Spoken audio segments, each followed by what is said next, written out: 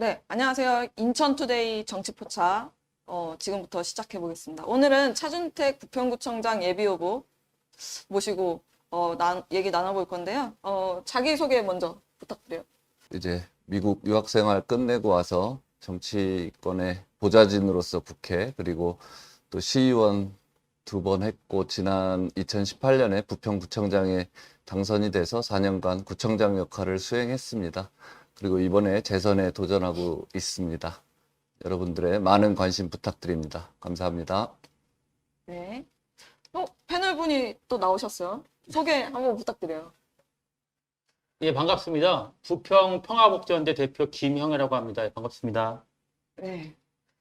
네, 오늘 여기 또 많은 음식이 차려져 있는데 여기 어디죠?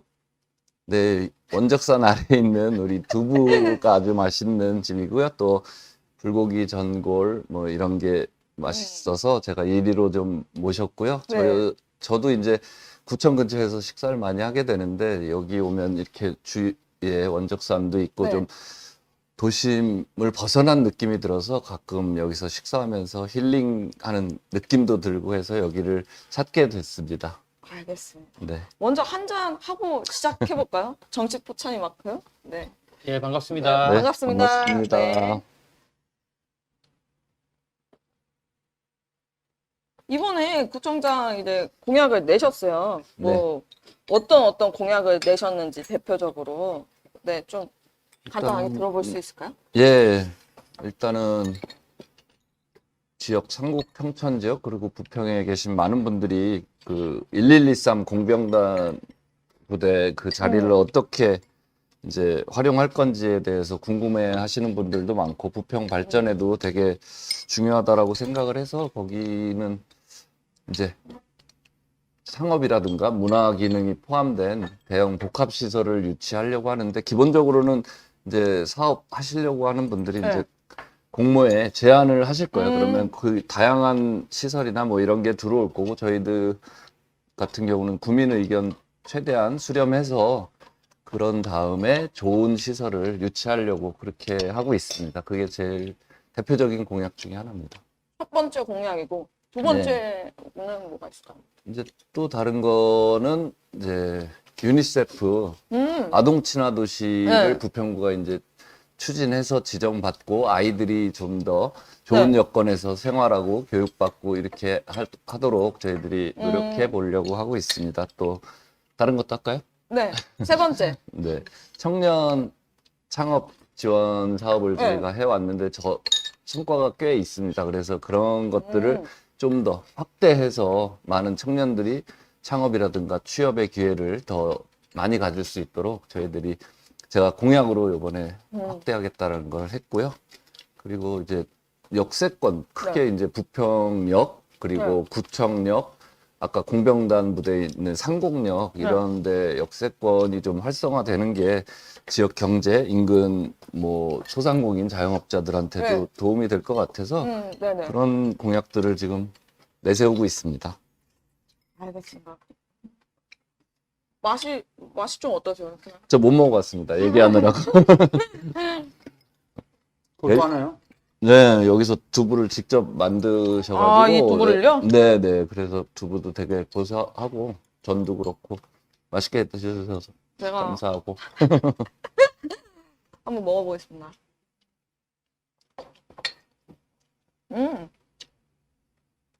두부가 진짜 맛있네요. 네, 고소하죠? 이게 단돈 8,000원. 모두부라고 합니다. 꼭 시켜봐 주세요. 아까 뭐 1113 공병단 얘기를 했는데 네, 그게 지금 국방부단이죠? 그렇죠. 예. 그 이제 토지 매각을 이제 국방부가 보통 지자체에 먼저 하고 그다음에 이제 지자체가 이제 개발을 이어 나가는데 이제 부평구가 땅을 못 사겠다고 했어요. 지금. 땅 사기에는 비용이 음. 자치구에서 그 규모를 저희가 매입하기에는 네. 좀 재정적인 부담이 많이 좀 큰 편입니다. 네. 그 어느 정도죠? 그게? 토지. 약 구입비가? 2만 평 정도 되고요. 네. 구입비도 뭐 수백억 되기 때문에 지금 부재정으로는 감당하기가 매우 힘든 여건입니다. 그래서 민간 사업자가 이제 개발을 해서 네. 일정 부분 구민들이 원하는 시설 저희들이 기부 체납 받아서 네, 주민들이 활용할 수 있게 그렇게 지금 구상하고 있습니다. 그렇죠. 근데 이제 보통 어떤 사업이 그렇듯 토지 소유자한테 이제 보통 사업 시행권? 뭐 이런 주체권이 높아지잖아요. 이게 토지 소유자가. 그럼요. 네. 근데 이 좀 부평구가 토지를 사지 못해서 일어나는 좀 이 간극? 이 좀, 주민들 네. 요구를 100% 네, 이제 수용하지 못할 거라는 좀 그런 우려가 부분도 있는데. 있는데 예를 들어 거기 주민분들 중에 상당 부분이 그 대형 복합 쇼핑몰 원하는 주민들이 네. 꽤 있어요. 왜냐하면 인근 지역 뭐 백화점 갈래도 다른 뭐 부천이라든가 다른 지역으로 가기 때문에 부평에도 그런 시설이 필요하지 않냐라고 하는데 그게 저희가 만약에 그 토지를 매입해서 네. 관에서 백화점을 유치한다?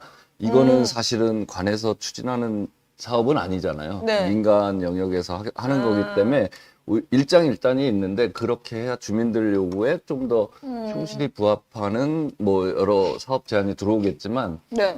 더 그게 또 현실적으로는 더 좋은 면도 있다라고 생각을 해요. 관이 하면은 이제 뭐 공원 원하시는 네. 주민들도 있고 한데 그걸 전면 공원화 뭐 이렇게 할 수도 있는데 그런 것들은 이제 저희들이 할 수 있지만 또 관이 못하는 부분 영역도 있거든요. 그런 걸 또 원하는 주민들도 있어서 저희들이 그게 공모 사업으로 제안을 받아보려고 하는 겁니다. 그렇군요.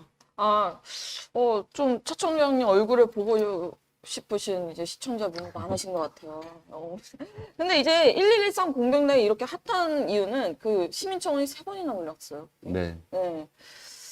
근데 이제 주민분들은 제가 그 3번의 시민청원을 보면서 느낀 게 이제 백화점 유치를 많이 원하세요. 네. 네, 보통. 예, 진짜 그 많이 봤는데 백화점이 들어오기에는 너무 부지가 적다. 네, 그런 요새 얘기도 점점 대형화되고 뭐 이러니까 예. 그래서 좀 나서는 사업 시행자가 없다는 얘기도 많이 들었는데. 초기에는 네. 그랬고요. 네. 지금 뭐 거리 때문에 네. 뭐 큰 메이저 회사가 뭐 3개 정도 있는데 네. 2군데는 거리 제한 때문에 들어오기 쉽지 않고 그리고 한 군데 같은 경우는 왜냐하면 청라나 송도 같은 데가 부지도 넓고 네. 토지 매입비도 더 부평 여기보다는 저렴해서 네, 네. 그쪽에 관심들이 있었는데 최근에 관심 보이는 데도 있다라고 저는 들었어요. 그래서 들었다. 네, 그런 부분들 이제 앞으로 진짜 사업 공모했을 때 제안을 할지는 좀 두고 봐야 되는 문제인데 그런 거 잘 제안 들어오면 뭐 국민들 의견도 수렴하고 해서 잘 정리하려고 노력하고 있습니다. 네. 예. 이게 소주가 아니면 이렇게 대표님 이렇게 이거는 좀 건강상의 이유로 무릎.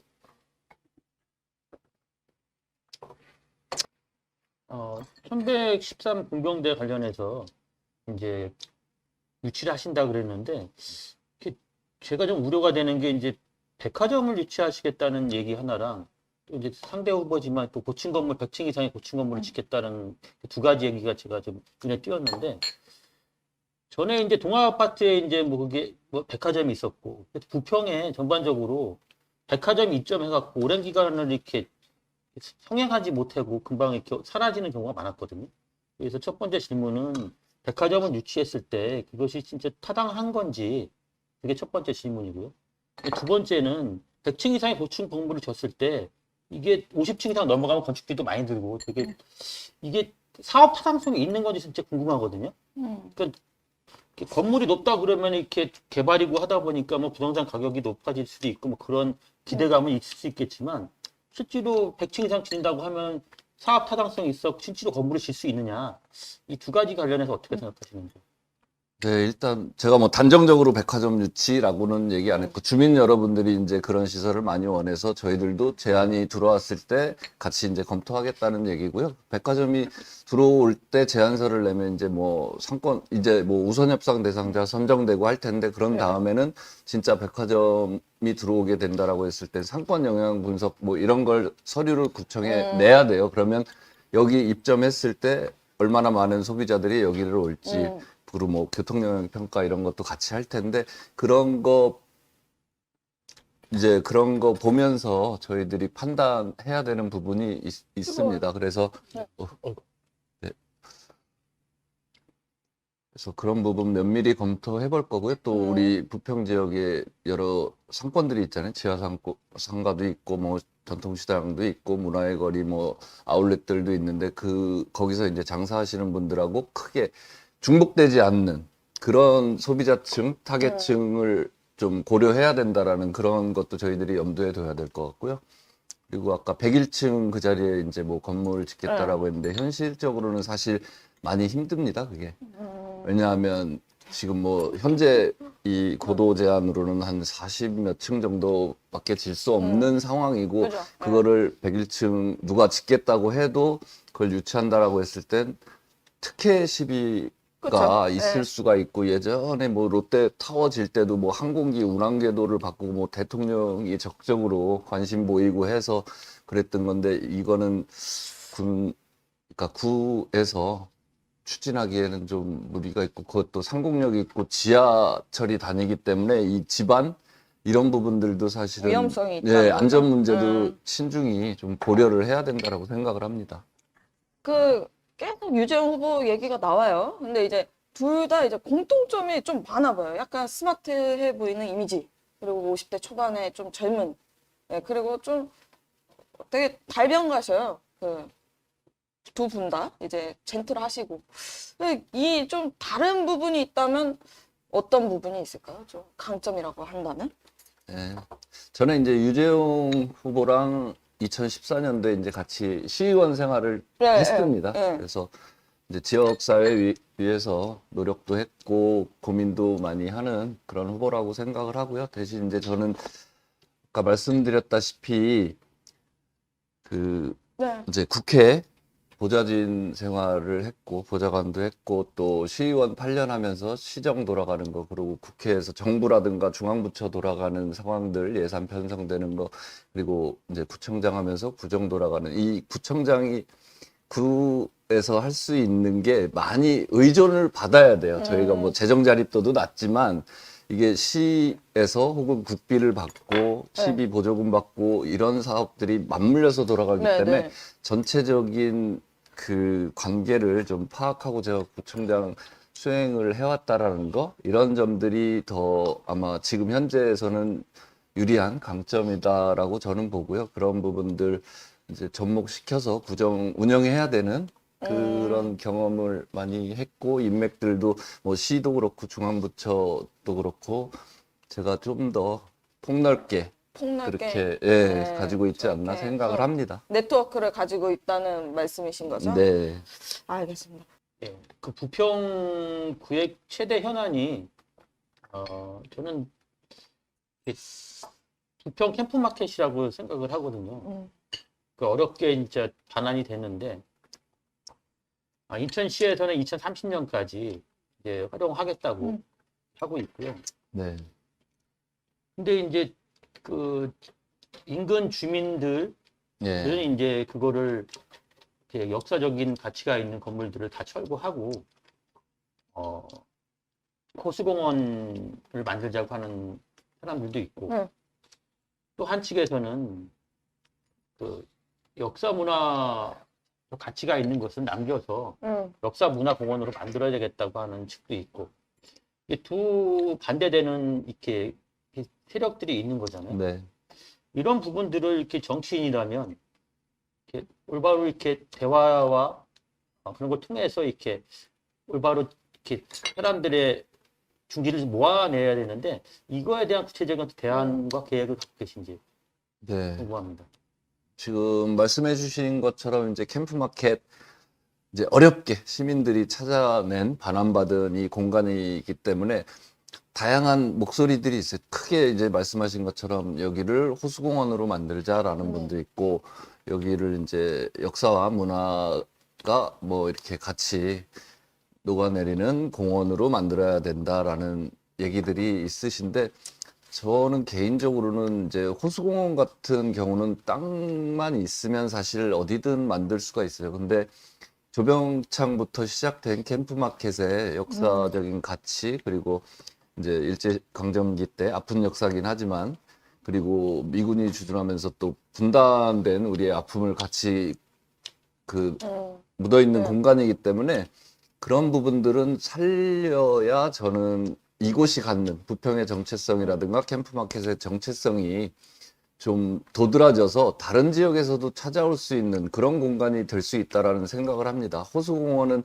뭐 여기 조성한다 해도 더 큰 곳에 더 잘 꾸며놓은 호수공원도 꽤 많이 있어요. 그래서 어떤 특화되는 더 매력적인 공간이 되려면 뭐 건물을 지금 있는 거를 다 남기고 하진 않지만 역사적인 가치가 있는 네. 이런 부분들은 살려서 그 안을 어떤 공간으로 쓸지 그런 것들은 이제 주민 의견 최대한 받아서 해야 되는데 지금 뭐 구가 그 주체는 아니고 일단은 토지 매입도 시가 있기 때문에 시가 주체이긴 하지만 저는 부평구민들의 의견 아까 뭐 갈라졌는데 그거를 하나의 목소리로 만드는 과정 그게 쉽지는 않아요 단기간에 그래서 전문가들하고도 같이 좀 이런 거에 대해서 얘기를 해야 되고 그래 네. 그런 부분이 필요하다라고 보고 저희 구에서도 그 목소리들 최대한 듣고 어떤 방향으로 가야 될지 이렇게 좀 목소리 모아가는 과정을 좀 해보려고 합니다. 근데 이제 제가 또 궁금했던 거는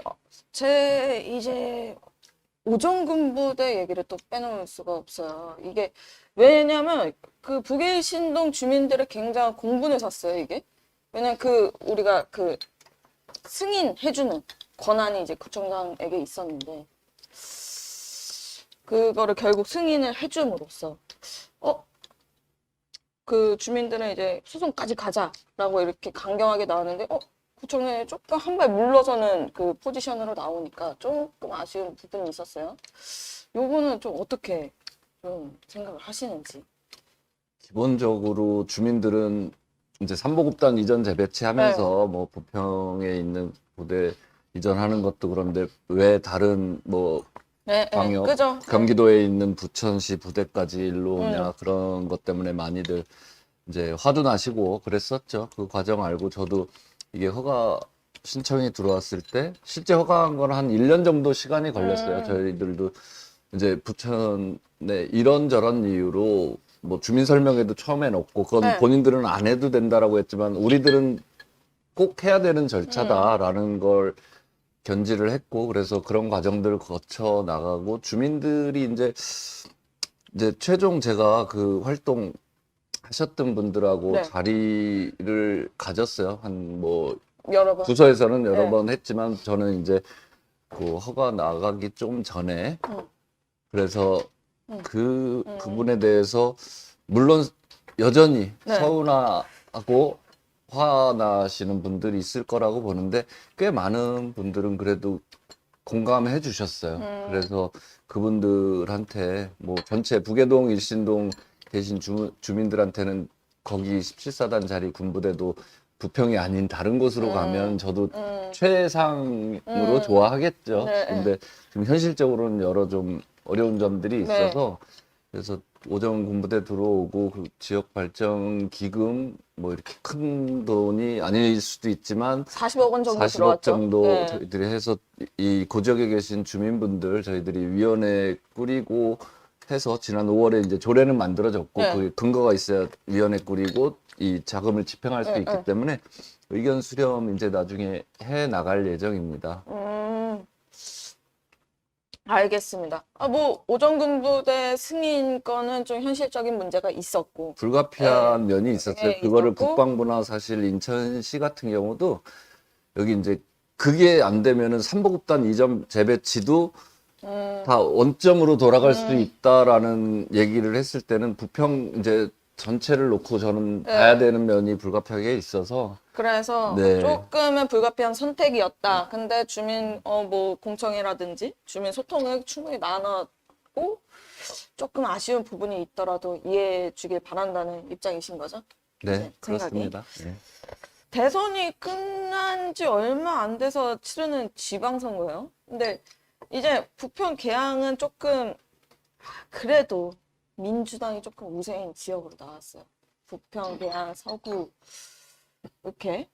근데 이제 네. 그래가지고 이제 또 5군데는 이기고 5군데는 졌어요. 이 지방선거에 미치는 영향에 대해서는 좀 어떻게 생각하세요? 뭐 개항 모평 얘기하셨는데 물론 다른 지역보다 뭐 민주당 네네. 쪽에 지지세가 강한 곳이긴 한데 저는 뭐 지금 긴장하면서 선거운동 하고 있습니다. 이 대선 어제 이제 뭐 대통령 취임도 했고 네. 뭐 이런 긍정적인 면들이 중앙에서 이렇게 많이 주민들한테 어필할 수 있는 가능성이 있기 때문에 지금 아까 말씀하신 뭐 유리한 지형인 곳도 저는 방심할 수 없다라고 봐요. 되게 안 좋은 여건에서 지형에서 선거를 치를 수밖에 없다. 그런 면이 더 좀 많을 것 같아요. 긍정적인 면보다는. 그래서 진짜 뭐 그런 얘기 하시는 분들이 있어요. 그 부평인데 뭐 잘 되겠지라는데 그분들한테 제가 말씀드리는 이번 선거는 그렇게 만만치 않습니다. 같이 끝까지 진짜 도와주셔야 잘 될 가능성이 조금이라도 있습니다. 뭐 그렇게 말씀드리는데 하여튼 뭐 결과는 봐야 되는데 제가 뭐 시의원 2010년부터 선거했는데 그 중에서 네. 제일 좀 지형으로는 안 좋은 여건에서 치르는 선거라고 생각하고 있습니다. 예. 아, 선거를, 그러니까 자신이 치렀던 선거 중 가장 지형적으로 안 좋은 선거, 이번 선거가 그렇다는 네. 거죠? 아, 그 차준택 후보님의 이제 평가를 좀 들어보면 좀 이런 평가가 있어요. 정치적으로 이제 좀 플레이어로서 좀 정치적으로 좀 뭐라고 해야 되죠? 좀 정치적으로 좀 이렇게 너무 적극적인 모습은 보이지 않고 약간 좀 소심하고 약간 좀 젠틀한 이미지시긴 하지만 너무 조용하시니. 네. 그래서 이거를 좀 탈피할 만한 뭐 방안이 있습니까? 이번 선거에서? 탈피요. 뭐 그 부족한 면들 이렇게 네. 얘기하시는 목소리 저도 듣고 좀 카리스마 좀 더 그렇죠. 생겨서 이런 얘기를 하시는데 네. 정치인으로서 필요한 덕목일 수 있어요. 네, 네. 근데 필요하시죠? 제가 네. 제 본성까지 바꾸면서 이렇게 하기는 하려고 노력은 하는데 제가 억지로 안 되더라고요. 억지로 그래서 잘안 예, 지금 뭐 음. 여지껏 보여드린 모습 그걸로 평가받을 거고 네. 제가 뭐 노력은 하겠습니다만 확 변했다라는 거 아마 못 느끼실 수도 있을 것 같아요. 제 모습이 최선이다라는 얘기가 아니라 네. 제가 가진 품성 뭐 이런 거 근간으로 여지껏 이제 정치 활동해왔고 그래 네. 좋게 보는 분들도 있고 이제 네. 아닌 분들도 있겠지만 그래서 하여튼 잘 귀 기울여 듣고 노력은 하겠습니다. 거의 시간이 끝나서 이제 마무리를 지어야 될 것 같아요. 마지막으로 이제 그 차 후보님이 이제 유권자들에게 한마디를 한다면 어떻게 할 수 있을까? 시청해주신 분들께 감사하다는 말씀 먼저 드리고요. 지난 4년 동안 뭐 여러 가지 사업도 진행을 했고 지금 재선 도전하게 됐는데 이 부평구 입장에서는 지금 추진되는 사업들이 좀 대규모 사업들이 이렇게 좀 동시에 추진되고 있습니다. 그래서 앞으로 이게 뭐 4년 내에 마무리되면 좋은데 그렇지 않은 면도 있어서 또 지금 여러 가지 주문도 해주시고 주민분들도 바라는 바가 많으신데 그런 목소리 잘 귀 기울여 담고 앞으로도 기회가 이제 주어진다면 최선의 노력을 다하겠다는 말씀 드리겠습니다. 네, 감사합니다. 네. 오늘 그 차준택 그 예비 후보님 그 말씀 잘 들었고요.